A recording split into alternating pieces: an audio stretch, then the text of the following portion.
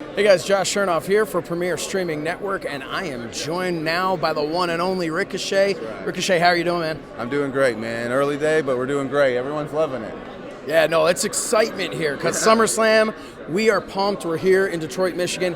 One thing I want to talk to you about, I said Premier Streaming Network. That's where we are. Freddie Prinze Jr., one of our co-owners. You're familiar with him, of course. Absolutely.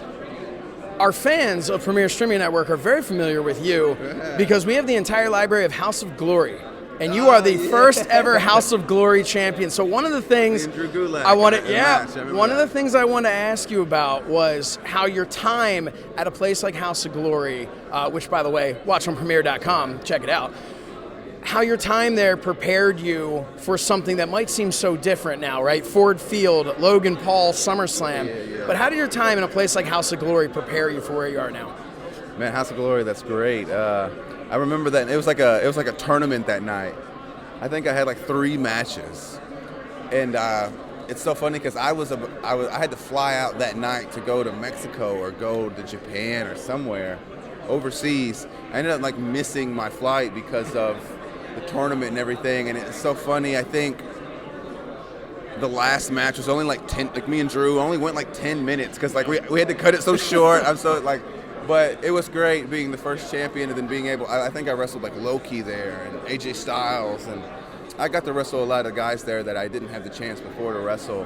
And so I think that's kind of where it helped me, like in the high pressure situations against like an AJ Styles at the time or a Loki at the time, and those guys trying to, build myself up to become, the status of those guys.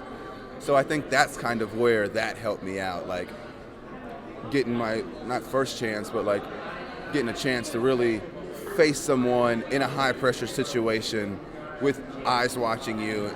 And I think to take that experience and know the lessons learned there and use that here, because this is a big match, a high caliber opponent in a tough situation, a lot of eyes on it, like to a different degree now. So I think that's where it kind of helped me, where I can be able to stay cool, calm, collected, be able to think in the ring, and just have those experiences to take me over to now, for sure.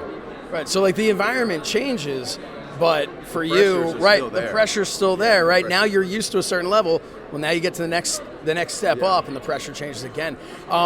We talked about Logan Paul, right? You're going to be in there. Obviously, you've shared the ring with him numerous times now.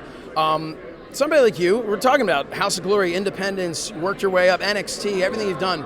A guy like Logan Paul comes in, no doubt his talent, no doubt the hard work that goes into it.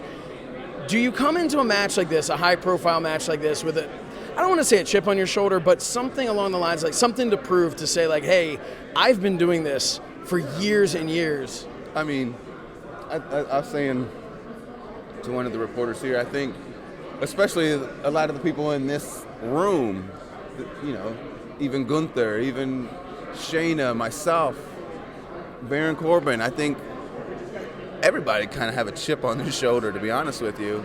Especially I feel like Ricochet has a chip on his shoulder, and I feel like he's always kind of had a chip on his shoulder since day one. I feel like I've been fighting an uphill battle in this business, whether it's my size or my style or how I look, whatever it is. I feel like I've been fighting an uphill battle and had a chip on my shoulder. And I feel like it's a different situation, but it's really no different as far as like, I do still want to go and show out that Ricochet is the man and Ricochet belongs on this platform.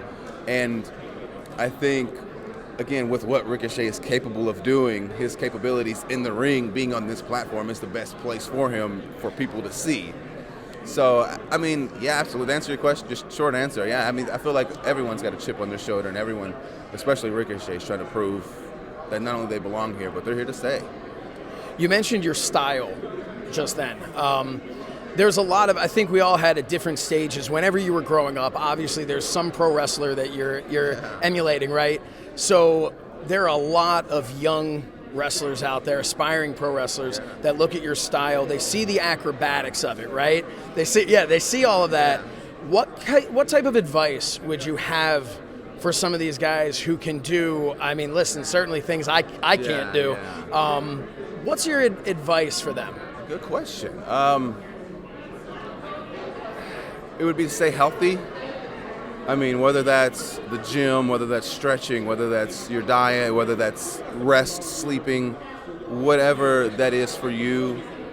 It's to stay active, stay healthy, and that's mentally. You got to mentally stay healthy as well, because again, like a lot of the stuff we do is dangerous. It's all dangerous. So you got to be able to have a good mind, body, and soul connection to really together. I mean, obviously, when you're younger, you don't really understand it. You kind of just throwing caution to the wind and just going. But as you get older, that kind of starts to slow down, and you really start thinking about things more. As much as you don't really want to. Even now, I try to throw all that away, and I try to just throw my body out there. But you really have had to have a good mind, good heart, good body, good health, and at the same time, like, stay active, stay fit, especially for the high impact ring moves, like the high risk moves. I never do anything out of my wheelhouse. I try to stay within my capabilities. Like, obviously, you want to push yourself, and that's in the gym, that's in life, that's everywhere. But like, you don't want to push yourself to a point to where it's uncomfortable. As far as like when I'm in the ring, I don't do anything acrobatic unless I know I can do it. You know what I mean? Of course, it might be dangerous. I don't know.